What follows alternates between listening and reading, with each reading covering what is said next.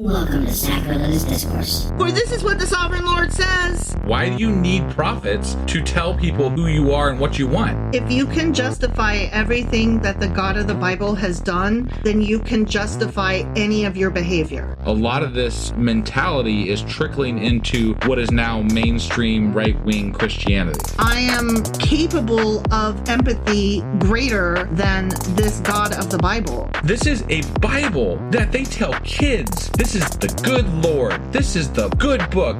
He is fantasizing about murder, mass murder. Head over to sacrilegiousdiscourse.com right now to find out how to leave us a review or support us on Patreon.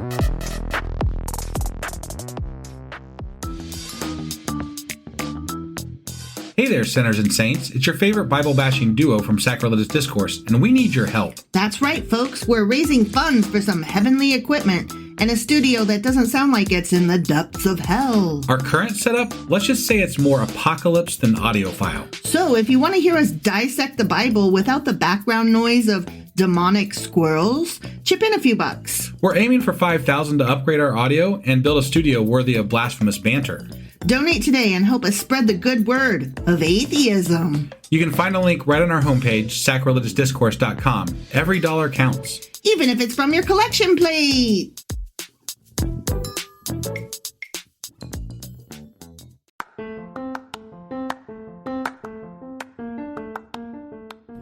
Welcome to Sacrilegious Discourse. I'm husband. And I'm wife. Together, we're reading the Bible for the very first time.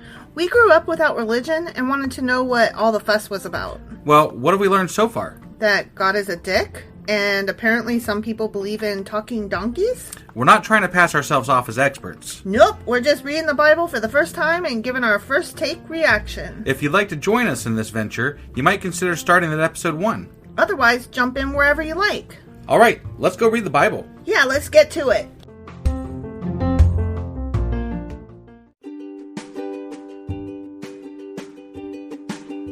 Hey wife, did you know that Anchor is sponsoring our show? Really? Don't we use Anchor to distribute our podcast on Spotify and Apple Podcasts? Yeah, and we are on just about every other platform available as well, thanks to them.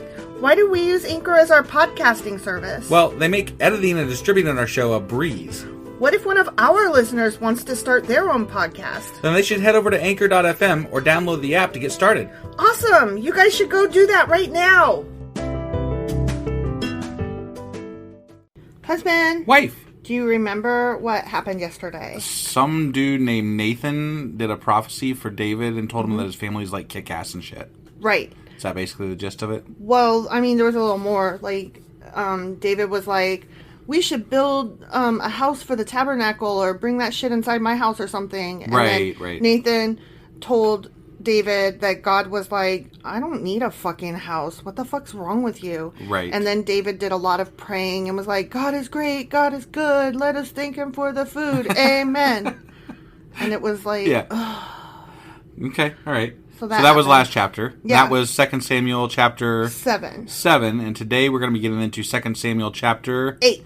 Okay, but before we do that, we got a letter from a fan of ours on our website, and we didn't ask permission to read this, so we're going to do this as an anonymous reading, but we thought the letter was just really pertinent to read and beautiful, so we are going to share it, and I hope you guys take it the same way we did. It's just really great. It really touched my heart the way it was written, and I might be adding some literal or literary license to it, but it really struck me as poetic, and so that's the way I'm reading it. And apologies to the writer if I'm doing it any misjustice or injustice, because I just thought it was so beautiful. Right. And it really touched me, so I have to read it the way I took it in my heart. Sure. Yeah. Okay? Yeah.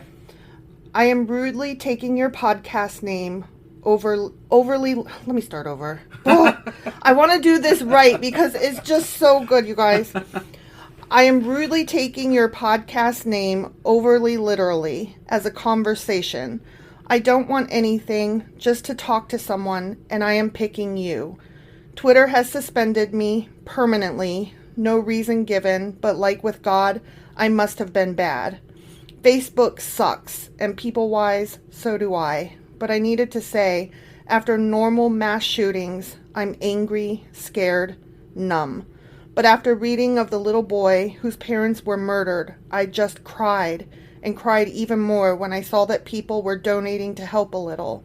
It is no wonder people want a big daddy to take away their pain.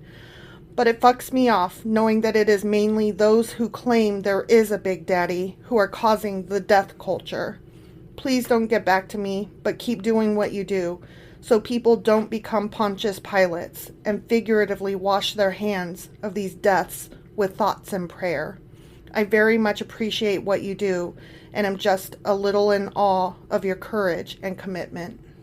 That was, that was a really great thing to receive. We were actually at your parents' house tonight getting a sermon from your mother at the dinner table when that came through. It was such a touching thing to read right when I kind of needed it. Yeah, no, I mean, you literally spent all last night up because of the whole shooting and everything else, just everything that's going wrong with the country right now and what have you. So yeah, so I want to say thank you to the person who took the time to write this, and I want to tell you, I feel the way you feel. You're not alone.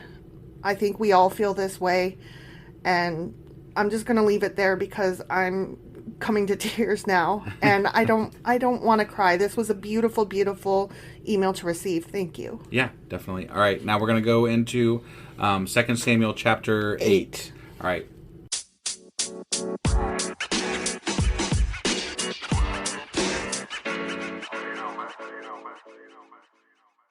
Okay, 2 Samuel chapter 8. All right. David extends his kingdom. Is he going to extend it? He's extending it. That's what's happening, huh? Yeah. Okay. After this. The prayer of God. The prayer, that's right. God is awesome and wonderful and spectacular. Got it, yeah. David defeated and subdued the Philistines by conquering Gath. Subdued. What exactly does subdue mean? I mean... He got them all in arm bars and, they're all on the ground you're subdued, motherfucker. He got them to stop fighting. And then he conquered them. Okay. Gath, their largest town.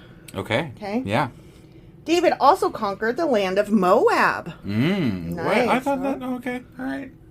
He made the people lie down on the ground in a row. Yeah, he subdued them. Yeah. And he measured them off in groups with a length of rope.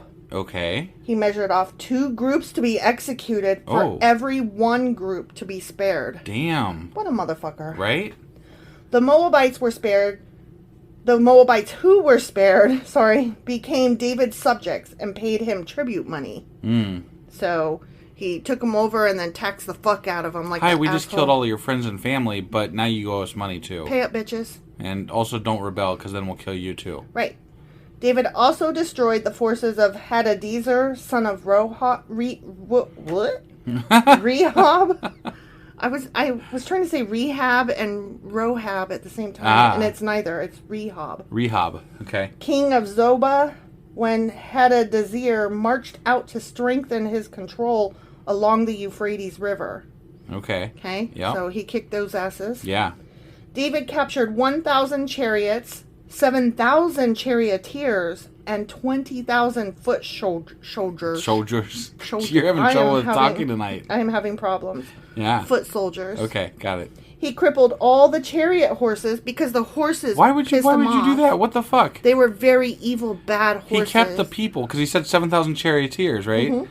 But he crippled the fucking horses? I mean, the horses would be, easier to retrain than the charioteers. Sure. Yep. Okay. He crippled all the chariot horses except enough for 100 chariots. I don't understand. I don't That makes no fucking sense. I would never cripple a horse, and I don't even fucking There's like no horses. fucking reason for it. No. When Arameans from Damascus arrived to help King Hadadezer, David killed 22,000 of them. Jesus. What a murderous fuck. Well, I mean, they were fighting each other, so I guess, but you know. Right. Then he placed several army garrisons in Damascus, the Aramean capital, and the Arameans became David's subject and paid him tribute money, too. So he's collecting taxes all over the fucking place, huh? Sounds like America. I mean, isn't that what we do, right? Well, I mean, something's got to keep the, shit running. It's not running real well right now, I'll grant you, but, you can't not pay taxes. Oh, I'm not saying, the mean people have to pay taxes, but then we go out and we like quote unquote conquer other little peoples and make them pay taxes, but they don't get a vote.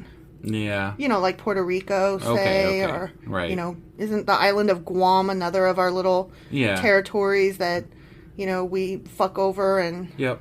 Yeah. You got See? it. Yeah. Right. Yeah. So the Lord made David victorious wherever he went. Yeah, the Lord did. Mm-hmm.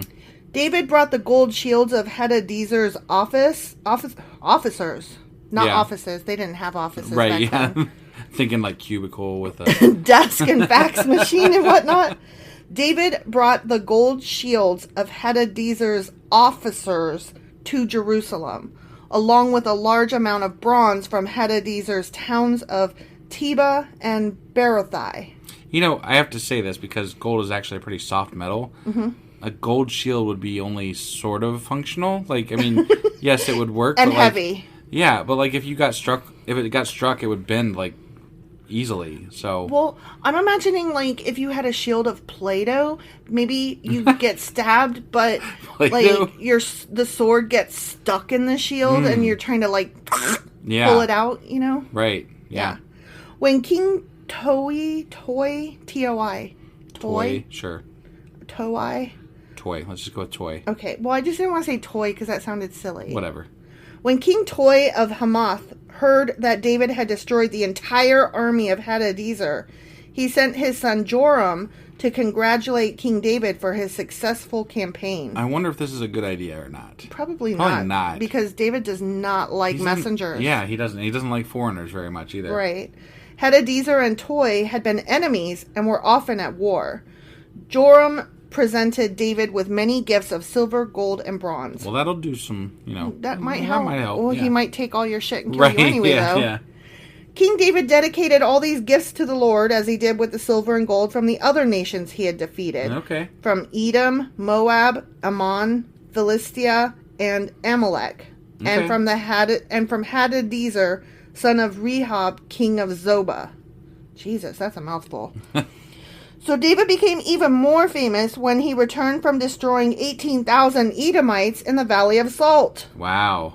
He placed army garrisons throughout Edom, and all the Edomites became David's subjects. So he's creating a military like stronghold he's everywhere. He's being like Rome and just spreading out. Yeah.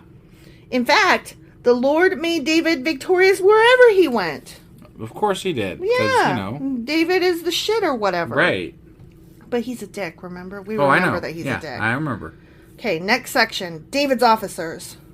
Okay. They get Do their they have own gold shields? They must. They took them all, right? Well, I mean, maybe they just got the gold. So David reigned over all Israel and did what was just and right for all his people. Joab, son of Zeruiah, was commander of the army. Jehoshaphat, son of Ahilud, was the royal historian. Ooh, they got a historian. Mm-hmm. Zadok, son of Ahitub, and Ahimelech, son of Abiathar, were the priests. Sariah was the court secretary. Okay, so this is like minutes. This is offices. Right, yeah. I was wrong. They did have cubicles and desks. Benaiah, son of Jehoiada, I'm really sorry, you guys. Yeah, names. Was captain of the king's bodyguard. And David's son served as priestly leaders the end. Okay. And that was that. That they killed a lot of people. They took over a lot of land. They set up some garrisons, and then they have secretaries and shit. They made offices. Yep, that pretty much sums up that chapter. Okay, all right. So that was a real simple, straightforward. That pretty much is what killed it is. People and moved in our deaths. It seems like the way this whole Second Samuel book so far has been pretty straightforward. Like, yep, David's winning, and then he still wins, and he's king again, and he's all these things again, and God and then loves more. him. He loves God. Yeah, God loves the fuck out of this guy, man. Yeah, he's him and God. They're tight, man. They are so tight. Mm-hmm. Don't come between David and God, y'all, and don't ever be a messenger. Right. Well, unless you bring silver and gold. Right, and then congratulations. Just don't bring heads. That's not no. Don't bring heads, and don't take it upon yourself to murder somebody else. Right. Just be like, you're awesome, I love you, here is prizes. I have to say this real quick. Mm-hmm. We never know how to end a fucking podcast. We're at the end of our podcast, and we always ramble on about all kinds of stuff. And then we're like, how do we end it? And then we're just like, we kind of look at each other, and we're like, and done. And done.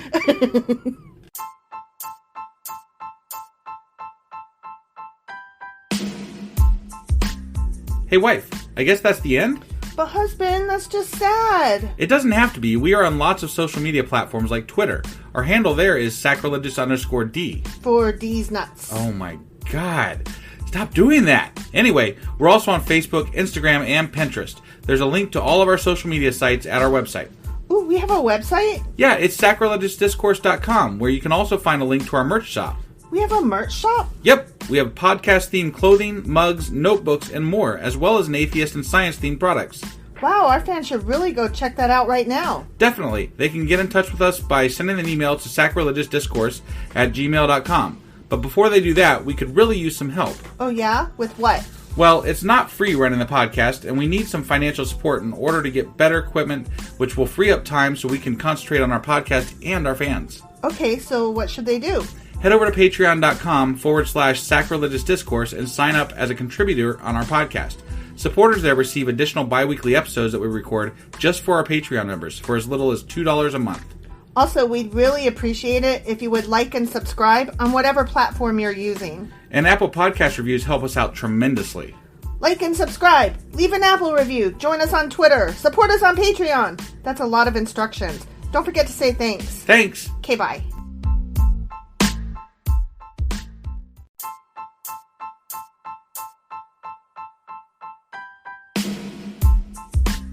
Hey, wife, I guess that's the end?